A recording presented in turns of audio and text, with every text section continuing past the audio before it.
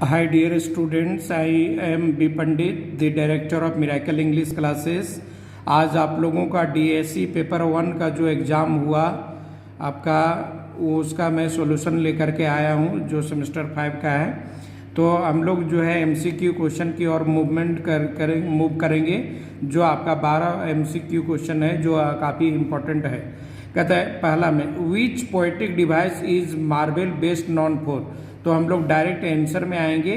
तो मार्बल जो है आपका एलोबोरेटेड कंसीट के लिए वो जाने जाते हैं डियर स्टूडेंट। ये ऑप्शन नंबर इसका ए का दूसरा होगा। आप कहता है बी में Herrick was a student of what prominent figure in English literature from the 17th century. तो विलियम शेक्सपियर का, आपका कहता है बेन जॉनसन का, और जॉन डन का, और रॉबर्ट बर्न्स का। तो यहाँ पर डियर स्टूडेंट यहाँ पर जो हो जाएगा 17th सेंचुरी का पूछ रहा है। तो यहाँ पर आपका हो जाएगा बेन जॉनसन हो जाएगा क्योंकि बेन जॉनसन से वो काफ़ी प्रभावित थे। अब सी में आ जाते हैं विच ऑफ दीज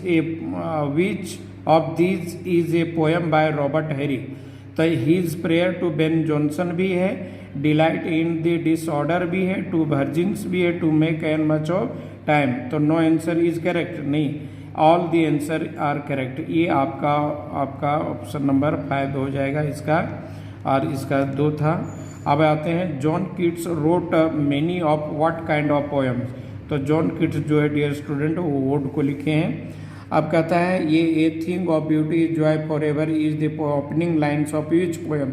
तो ये इडिमियन का है जो आप लोग 12th क्लास में भी जॉन किट्स का पोएम पढ़े होंगे।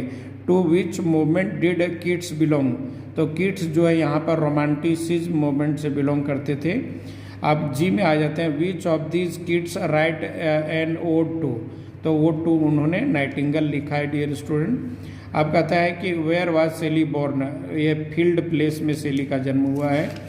अब आ जाते हैं यहाँ पर कहता है in the garden which colour is the thought to be which of all the inhalated. तो ग्रीन कलर हो जाएगा डियर स्टूडेंट ये। अब आ जाते हैं इन 1822 विच जर्नल डिड सेली पब्लिश अलॉन्ग विथ ले हंट एंड लॉर्ड बायरन। तो ये द लिबरल था डियर स्टूडेंट, ये द लिबरल पब्लिश किया गया है ना। अब कहता है हाउ इज सेली सपोज टू हैव डाइड। सेली कैसे डूब के मारा था। तो ही ड्राउंड इन दी सी। आपका ऑप्शन नंबर 2 सही हो जाएगा। अब हम लोग लास्ट में आते हैं what year was the anti marble born. तो एंटी मार्बल का जन्म जो है 1621 में हुआ है डियर स्टूडेंट। लेकिन यहाँ पर कोई भी ऑप्शन आपका सही नहीं है। लेकिन आपका जो है कोई भी अगर आप इसमें अगर आप सही मारे होंगे तो आपको वहाँ पर 1 नंबर जो कंपेंसेट करके आपको मिल जाएगा। या तो नियर अबाउट अगर 1629 भी मारे होंगे तो आपको मार्क्स मिल जाएगा। लेकिन कोई भी ऑप्शन में आप मारे होंगे तो आपको मार्क्स मिल जाएगा।